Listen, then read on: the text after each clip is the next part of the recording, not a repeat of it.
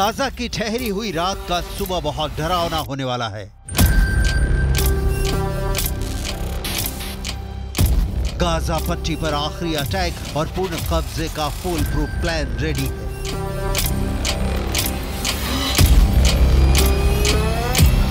लिहाजा cease fire के अंत का काउंटडाउन शुरू हो गया है।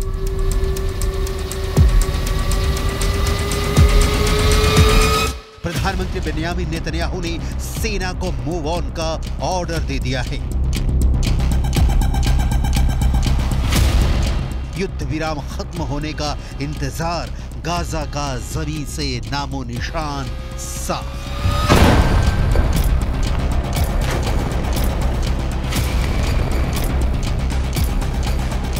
मतलब जैसे ही युद्ध विराम की सुई अपने निश्चित वक्त पर पहुंचेगी, जोरदार धमाके के साथ गाजा की गलियां चीखने लगी।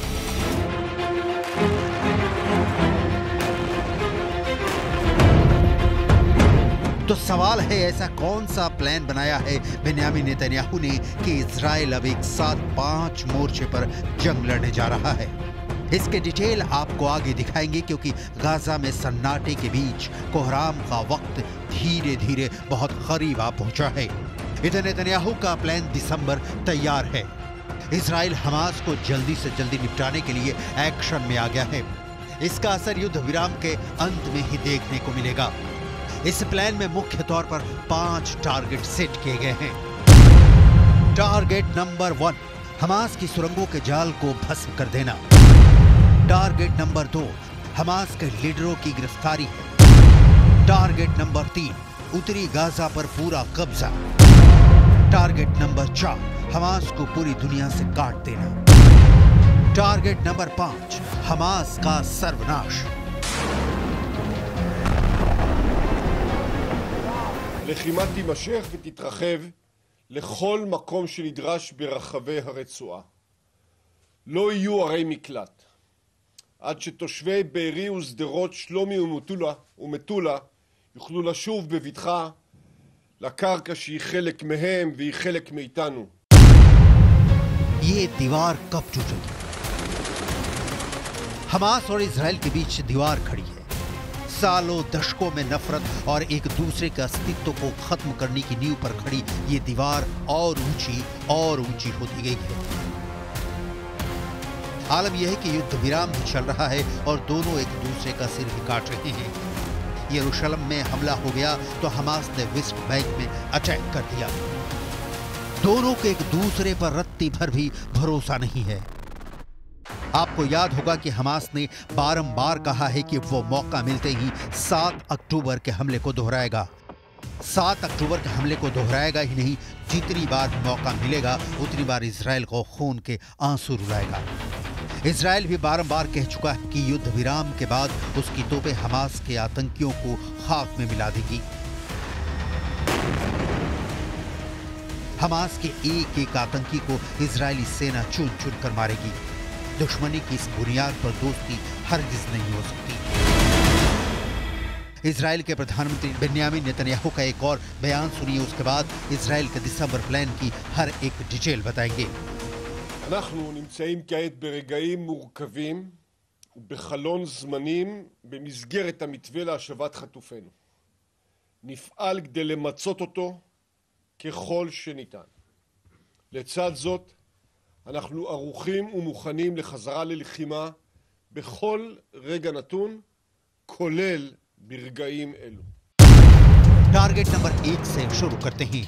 हमास की सुरंगों के जाल निस्तो नाबूद किए बिना हमास का खात्मा मुश्किल ही नहीं, नामुमकिन है। ये सुरंगें हमास की सांसें। कहा जा रहा है कि गाजा पट्टी के नीचे ये सुरंगें 500 किलोमीटर तक फैली हैं।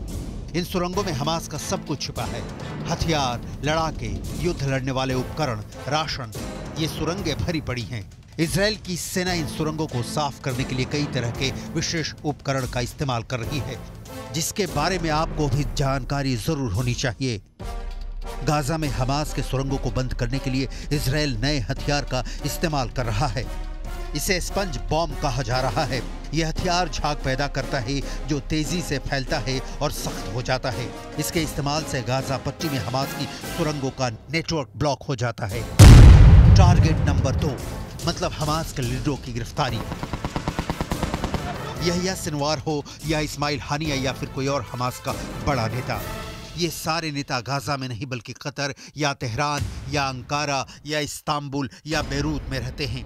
इनकी तलाश करने और इन्हें ठिकाने लगाने के लिए बेन्यामिन नेतन्याहू ने मोसाद को स्पेशल ऑर्डर दिया है। असल में विदेशों में हमास के लीडरों को जब तक खाद पानी मिलता रहेगा, गाजा में हमास की हांडी चढ़ती रहेगी। लिहाजा मोसाद इन नेताओं का सिर कलम करने के काम पर लग गया है। टारगेट नंबर 3 उत्तरी गाजा पर पूरा कब्जा। इजराइल ने गाजा पर जी भर हमला किया, लेकिन दम भर हमला अब तक नहीं किया है। इजराइल के पास ऐसे किसी हथियार की कमी नहीं कि पूरे गाजा को वो कुछ घंटों में मिट्टी में नहीं मिला दे, लेकिन इजराइल ने ऐसा नहीं किया। नतीजा है कि एक आध बार गाजा में कब्जे वाले इजराइल के झंडे दिखे जरूर, लेकिन इजराइल का उत्तरी गाजा पर कब्जे का प्लान अब तक अधूरा है। हालांकि दोबारा मूवमेंट शुरू करने में इजराइल को बस कुछ मिनट की देर लग सकती है, क्योंकि इस वक्त भी इजराइल के टैंक, तोप और सेना गाजा में ही मौजूद हैं। टारगेट नंबर 4 हमास को पूरी दुनिया से काट देना। हमास इजराइल के लिए आतंकी संगठन है, अमेरिका के लिए आतंकी संगठन है, लेकिन दुनिया में सिर्फ यही 2 देश नहीं हैं। कई देश हैं जो हमास को आतंकी नहीं मानते और उनको हथियार और फंडिंग से ना सही नैतिक आधार पर समर्थन देते हैं। ईरान की बात अलग है, क्योंकि वो तो फंडिंग भी करता है, हथियार भी देता है और हमास के लड़ाकों को ट्रेंड भी करता है।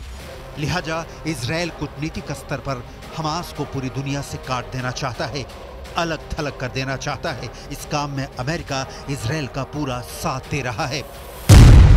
टारगेट नंबर 5 हमास का सर्वनाश। इजराइल युद्ध की राह का एक ही अंत है और वो है हमास का अंत। हमास के एक भी लड़ाके के जिंदा रहते गाजा से इजराइल को डर बना रहेगा।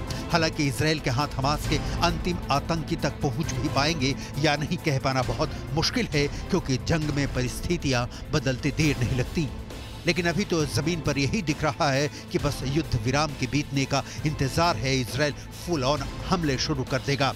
लेकिन यहाँ ये भी समझना बहुत जरूरी है कि इजराइल अगर हमास का सर्वनाश कर भी देता है तो इजराइल क्या पूर्ण रूप से सुरक्षित हो पाएगा? बिल्कुल नहीं, क्योंकि हमास ही नहीं, यमन के हूथी भी हैं। हमास के पहले हूथी का नाश।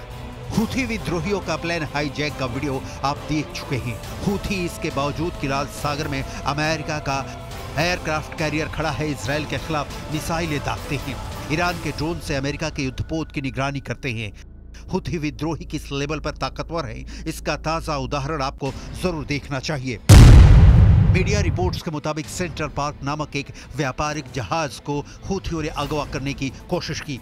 सूचना मिलने पर यूएसएस मैसन सेंट्रल पार्क जहाज की रक्षा करने के लिए पहुंचा। यूएसएस मैसन को देखकर व्यापारिक जहाज का अपहरण करने वाले समुद्री लुटेरे वहां से भागने लगे, लेकिन यूएसएस मैसन ने उन्हें पकड़ लिया। इसके बाद जब यूएसएस मैसन ऑपरेशन पूरा कर वापस लौट रहा था, तभी अदन की खाड़ी में उस पर मिसाइलों से हमला हुआ। यूएसएस मैसन आइजनहावर कैरियर स्ट्राइक ग्रुप का हिस्सा है। लेबनान के हिजबुल्लाह की तरह यमन के हूथी विद्रोहियों का भी अन्नदाता ईरान है, जो हमास के साथ मैदान में उतरने से इनकार कर चुका है।